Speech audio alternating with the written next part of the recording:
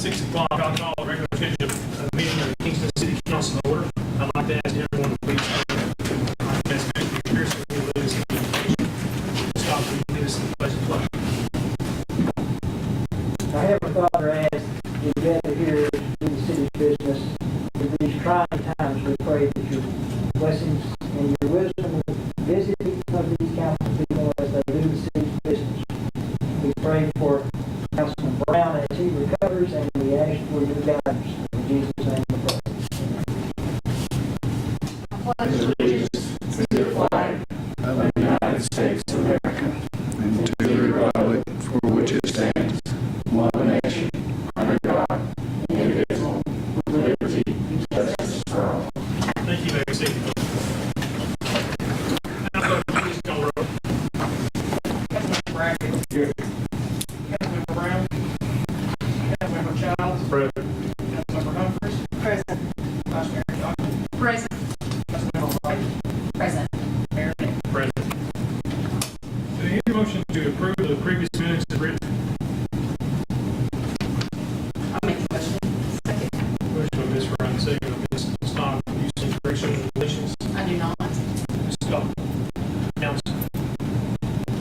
Now, clerk, call the roll on the previous minutes. Councilmember Brackett. Yes. Councilmember Childs. Yes. Councilmember Humphries. Yes. Mayor Johnson. Yes. Councilmember White. Yes. Mayor Nick. Now, do we have any citizens' comments that wishing to appear before the council tonight?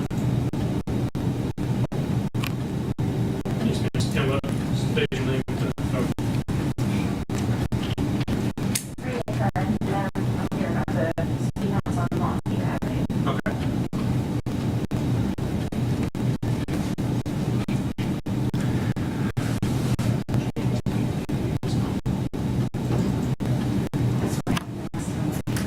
All right, we'll go to reports. Mayor and council, start with Mr. Brackett. Do you have anything to report? No. Mr. Ryder, anything to report? I just have one small item that could be a large item in the future. I don't know if everyone else received the email from TWRA.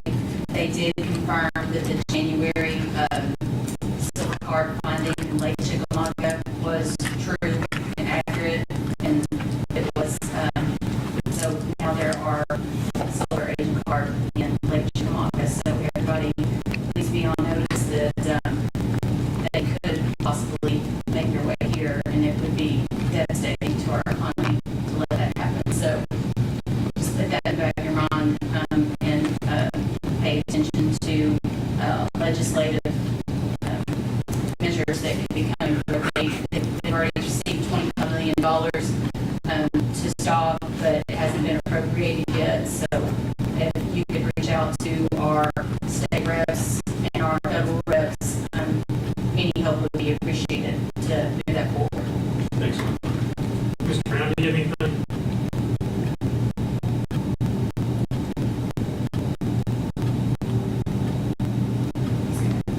Yeah, email. I'll come back to you. Challenge you. Ms. Stockton, anything? Just two things. One, to remind everyone that we have our hometown veterans flag sponsors. If anyone's interested in putting their hometown hero on the veteran flags, you can call City Hall, the Park and Recs, or Kingston's website. Then the other thing would be, if you hadn't had a chance to see the new wrap that is on the second red light when you got interstate, it is for pause. That is on the red light control box. It's really good. You said those were $130. They are. They're $130, and that includes the hardware that comes with the flag. That's a picture on both sides. Yes, it's a picture on both sides. Could it be two individuals on the one flag? It has to be the same picture, Has to be the same. according to the company. Yeah, I guess. The reason I was asking, I had two brothers, and I was going to put one on each side, but that's not possible. Well, you're about 3 lines, so I don't know if it's something that's possible to merge the two together. If you had a picture of both of them in it, and that's a possibility. So I would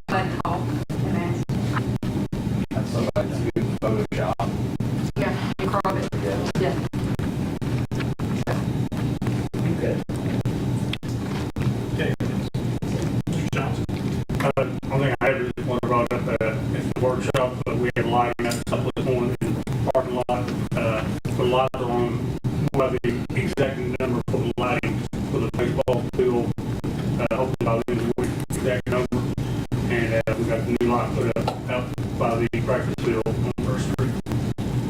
How are you? Senator Hugh? Yeah, just on Park and Rec, as mentioned the other day about flag football, and we hopefully will be having sign-ups for that this week. We'll have more information on Park and Rec Facebook. The other thing is Chase has reached out to like 60 different businesses and organizations to ask for donations for the indoor batting, and he's starting to get some feedback and receive some money. So if anybody knows anybody that would like to contribute to that, have them get in touch with Chase. I don't have anything for the, I'll turn it over to you. Mayor, I don't have much other than my written reports that we have covered in the workshop for the budget workshop the other day. The only thing I really wanted to touch base on, we haven't discussed the lighting RFP that we sent out. We've had so far 3 companies, including the one that presented to us, that have expressed preliminary interest in that. Nobody has submitted anything yet, but whatever we have, I'm going to have it on the agenda for next month's workshop. So we'll have more on that, but really that's all I have. Questions for the city manager? See that we'll go into item 7, or there's no items proceed to the close of the agenda deadline. Unfinished business, we'll go straight to new business. Item A is consideration of resolution 2009-08-1 for resolution authorizing the city manager to apply for 2020 public entity partners driver safety match grant. Do you hear a motion for this resolution? Second. Motion for Mr. Bragg, second for Mr. Stockton. Mr. Bragg. Just helps us. Council. Now, clerk, call the roll on the resolution, please. Councilmember Bragg. Yes. Councilmember Childs. Yes. Councilmember Bumpers. Yes. Councilmember Johnson. Yes. Councilmember White. Yes. Mayor Dan.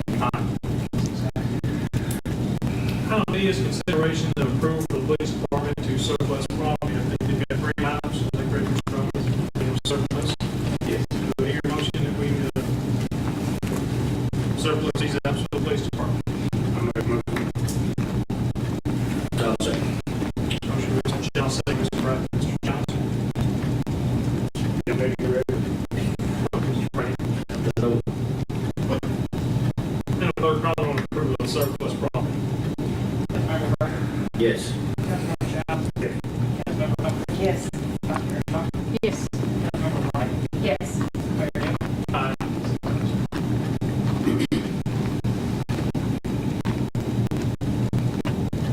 Item C is consideration of application for speed bumps on Montview Avenue. I know Mr. Bowling has got letters here. I think that the petition was issued to us last week. And does it meet everything that we require in our ordinance? It does. And Mr. Clark had a chance to go out and look and see where he might. I don't think he has yet. Wait and see what happens tonight, but I'll touch base with him. He was off today, so I don't know. He's working tomorrow. Takes vacation time. Yeah, I'll follow up. Okay. Do I hear a consideration of this application? I just have a question. I mean, I used to live in Atlanta, I used to go home every day, and I know it goes up a hill. So are we talking about speed bumps up the hill and on the flat, or are you talking about just on the flat part after you get up the hill? Probably just on On the flat part. driving on that road on the field. I think that's why I asked if Tim would have a chance to look, see where he might, because, you got one for driveways and, Yeah, because a lot of it's just straight up the hill. right there. Are we looking at this one, or I think that's more Mr. Clark? Yeah. And what was the funding note on this? Cost? I can't remember. I don't remember off the top of my head what the cost is. Because of how many things I think we need, but Do you hear a motion for the speed bumps? I make a motion that we consider it like the city go and assess it where the need would be. I'll second. Motion made, Mr. Stockton, second, Mr. Bryant. Anything else on that? know. I just know that, we've had a lot of discussion on speeding in neighborhoods, and I've talked about Cherokee area and having a stop sign. So, this is something that I don't like speed bumps, but at the same time, if you have children, it causes people to slow down where they can ride their bikes. I know that is very important to get outdoor activities, and I'm all in favor of children riding bikes in neighborhoods, and that's the whole point in trying to get bike routes through town, so they know it's okay. Hopefully soon. Try to hear anything? No, she said it. Anyone else? Talk about the cost. I don't believe the cost will be very much. We put, what, 3 on Road and it's 3. And I would think they'd be over 2 on not. Actually, once you get to the top of the hill. And if that's what folks want, I'm all for it. And what? I was just gonna say, there's a standard, and Ken knows what it is, about how far they can be spaced out. It's just a matter of whatever fits on that road. That's what we do. So. First call roll for speed bumps. Councilmember Brackett. Yes. Councilmember Childs. Yes. Councilmember Humphries. Yes. Vice Mayor Smiles. Yes. Councilmember Wright. Yes. Mayor Dan. Aye. So when Mr. Block gets back, I need to see what the best place is. I'll follow up and let you know what he said. Our item D is consideration of the first reading of ordinance 2009-08-1, an ordinance of the city of Kingston, Tennessee, adopting the annual general fund operating budget and setting the property tax rate for the fiscal year beginning July 1, 2020 and ending June 30, 2021. I hear a motion for first reading of the ordinance. I'll make the motion. That's right. Second by Mr. Chapman. Mr. Brackett, give me that. Mr. Chapman. Council, anything?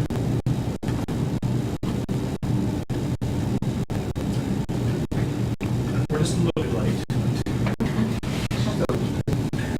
No clerk call for on the first reading of the budget ordinance. Councilmember Brackett. Yes. Councilmember Childs. Yeah. Councilmember Humphries. Yes. Vice Mayor Smiles. Yes. Councilmember Wright. Yes. Mayor Dan. I'm gonna stop right there for 1 second because we're talking about doing a second reading of the ordinance on the 22nd. That is date, am I correct? What time is it? 6. 5 o'clock, we okay for that day? Unless they're not- We probably start at 5:30. That's first in the meeting. Probably about 5:30. Do public hearing at 5 and start the meeting at 8. We'll send that out. Item E is consideration of first reading of ordinance 2009-08-2, an ordinance of the city of Kingston, Tennessee, adopting the annual water sewer fund operating budget and setting the rates and fees for the fiscal year beginning July 1, 2020 and ending June 30, 2021. Do you hear a motion for the water budget? I'll make the motion. Is there a second?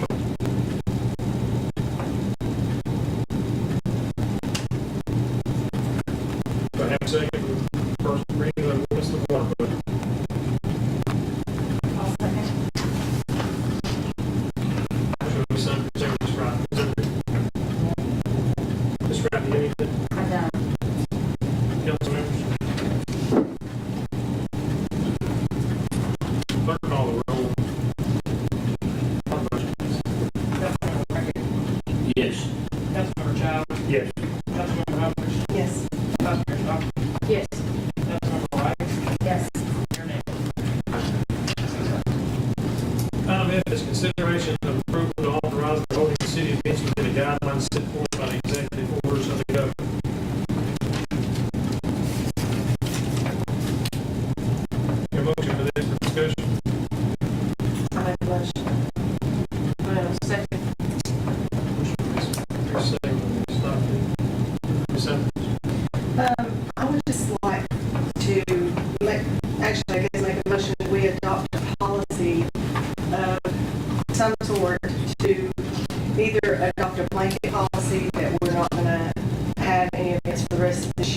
adopt a policy saying that council is going to make that decision, because in the past, Park and Rec and the city manager have always made that decision, and somehow, with the COVID thing, we've transitioned into council making those decisions, and it's very hard when you're looking at events to have to try to coordinate that with bringing it to council and getting votes before every single event, because there are so many several coming up and falling where.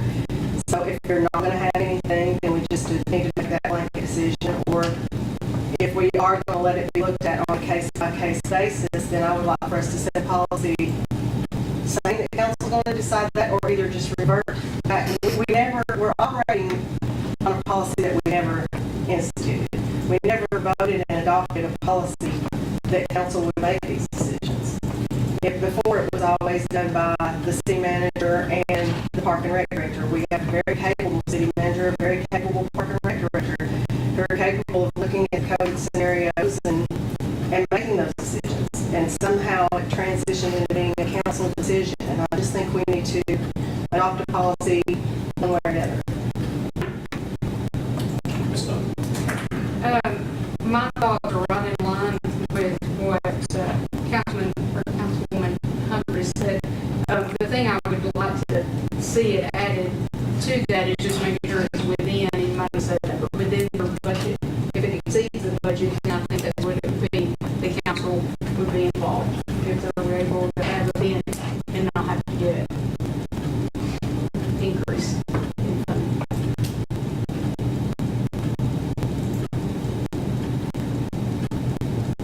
I think they do speak within the budget. They're well aware of that. It's like we talked the other night, we've got the office, we can do live at the fort, the Christmas parade. This is a little bit different times than before. One of the governor's executive orders right now say, As of now, you can't have any event over 50 people that you don't have without adequate social distancing. Now, that's through the end of this month, so we'll see. Maybe change next month, depending on how the cases go. And obviously, we'll go by whatever was in place at that time. But as of now, you have to have social distancing protocols for an event over 50 people. becoming harder for social distancing. It's pretty fast. Yeah, we just have to look at each one of them on a case-by-case basis to see what works, what we can come up with. Some events we may not have, some events may look different, but we'll just have to kind of dive into that and again see what if anything changes. But be planning for it now, and then October 1st have something totally different to go by. But Yeah, I we mean, just have to go on the fly. there's nothing actually black and white. It's Yeah. Well, I guess that's my point in being that it's, with so many things coming up, a lot of it is going to depend on the COVID situation at the time and what the governor's orders are at the time. And I just feel like the city manager and the park director are capable of making those decisions without it having to be brought before council every single event, because there is an issue of time. If it's okay that we could have an event and then you have to wait and bring it to council and get approval from council before you can even plan. And I just don't know where I understand with the fourth, it had to be a council decision because of the money issue involved, but I don't know where along the line it became a council decision anyway, because we never voted on that. We never enacted that policy that council had to vote on the events because of COVID. It just kind of happened. So,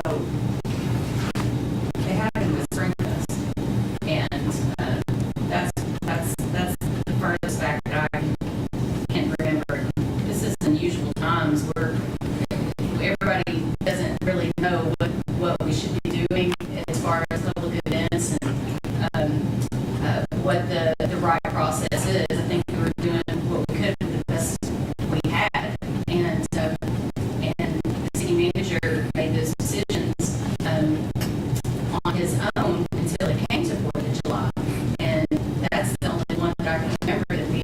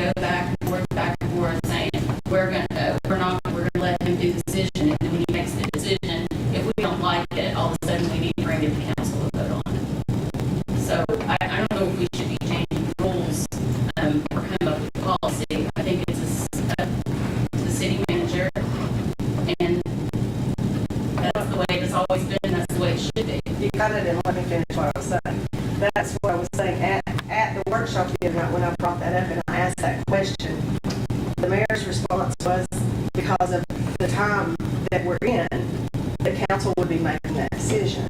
And I asked at that time if we would be making that decision on an event-by-event basis, and was told yes. So that's the whole reason that I'm bringing it Well, up. I can imagine that that would be in stone because that's a policy we have not voted on. That's what I'm saying. We're So- operating on a policy we don't have. So we should not make a policy, it should be up to the city. That's my thoughts. That's, I recommend, I'll refer to the attorney for any information he can share. Mr. Mayor, Yes, Mr. Brown. I have a policy that contradicts one way or the other the charter.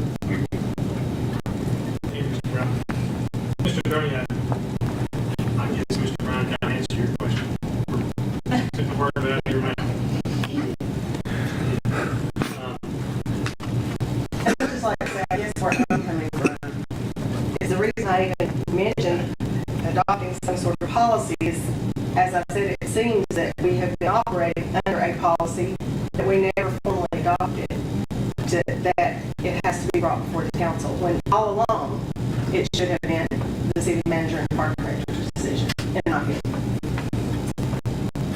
Well, what we have done in the last several months through all this, that's the bill, and we can't unread it, it's happened. No, but I mean, like, it's what was said in the workshop Tuesday night, that we would be voting on an event-by-event basis from here on out for the rest of the year.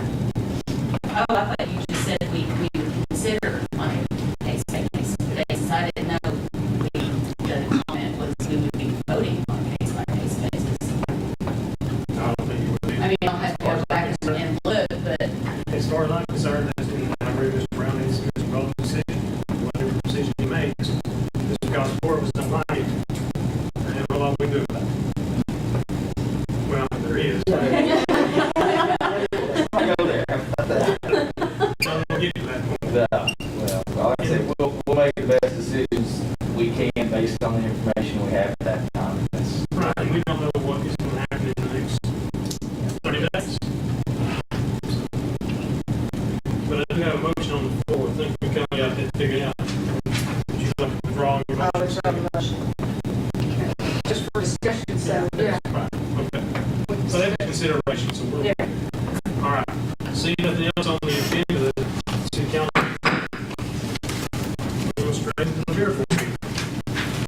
All right, Kingston Beer Board regular meeting to order. Madam Clerk, you call the roll. Member Bragg, Here. Member Brown, Member Childs, Present. Humphries, Present. Vice Chair Thomas, Member Wright, present. Present. You hear a motion to approve the previous minutes of written? I'll make a motion. Second.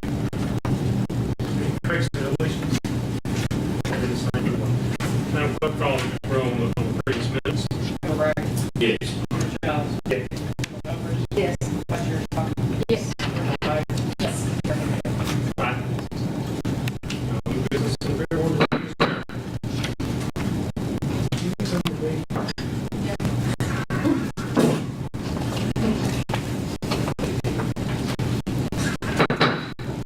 We call the regular scheduled meeting of the Kingston Water Board. Madam Clerk, you call the roll for the water board, please. Member Bragg, Here. Member Wright, Member Childs, Present. Member Humphries, Present. Vice Chair Thomas, Member Wright, Present. Chairman Hill. Present. We have any citizens' comments to address the water board tonight? Seeing none, we're going to the utility director's report. Thank you, Mayor.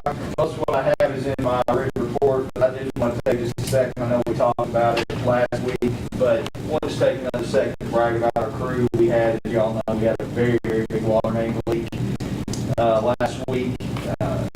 Worse than normal in the fact that they got it fixed, and then another section broke, and they basically had to start over from scratch. But those guys did a great job. We also had, I think, the next day or later that night, had an electrical storm come through. One of our tanks got hit, messed up some equipment, so the guys were already very tired, had to come out and work on that. But just wanted to brag on them again. They did an outstanding job, and I know it means a lot of people being without water, but they did a great job. Just want to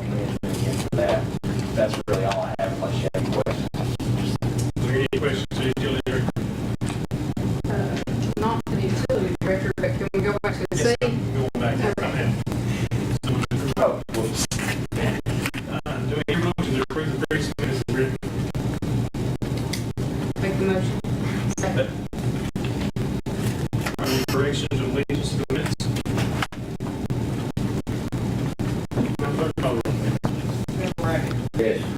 Member Giles. Here. Member Humphries. Yes. Vice Chair Stockton. Yes. Member White. Yes. Chairman Hale.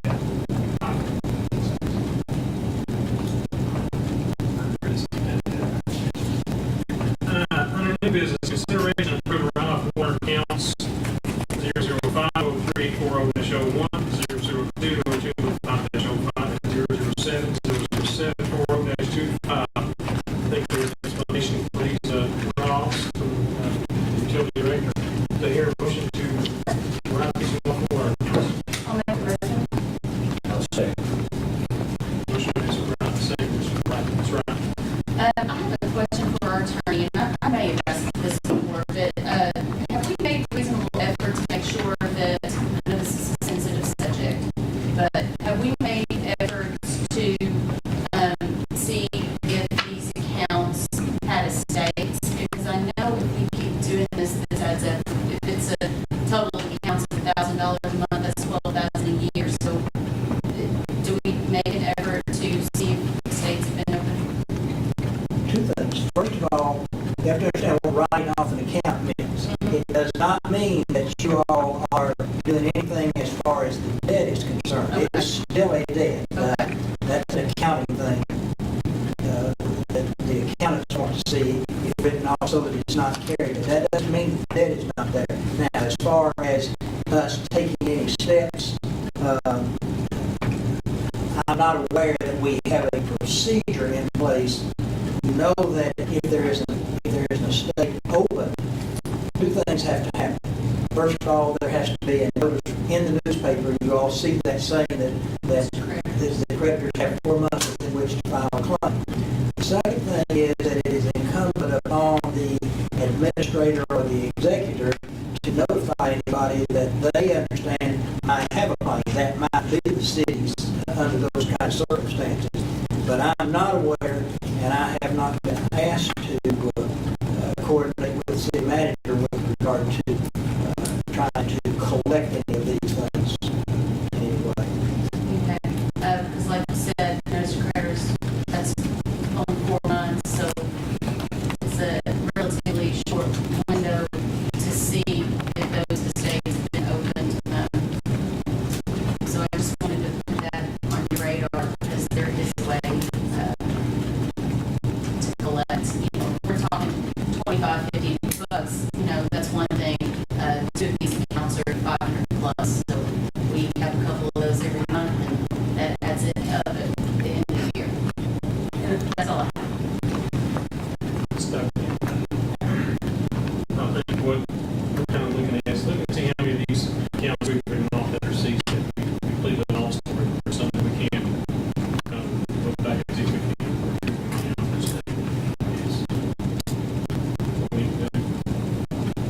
Other utilities are in that practice. We've had a couple of write-offs that were seized customers that have been on the books for years. There's a couple more. If they're recent, we'll certainly keep an eye out, but I'm saying he says that hasn't been going on. Right. Just it is something. Anyone has any questions on that? Call the roll, please. Member Morgan. Yes. Member Giles. Yeah. Member Humphries. Yes. Vice Chair Stockton. Yes. Member White. Yes. Chairman Hale. Number 2, consideration of approval of modifying insurance coverage related to sewer backups. Give this to the utility director first before we do it to us. This is a modification, remember we talked about in the workshop, it's basically changing our policy, this part of our policy, where we would only pay if we were at fault for a sewer backup as opposed to the no-fault policy we have now. The premium will be reduced, and it will also take our deductible down from $10,000 to 0. So we'll continue to have coverage if we're at fault, but other than that, we will not be paying those claims. So here, consideration of modify our insurance coverage. I'll make the motion. Second. Ms. Rice, second, Ms. Stockton. Ms. Wright. Ms. Stockton. Board members. Not seeing none, you can roll, please. Member Morgan. Yes. Member Giles. Okay.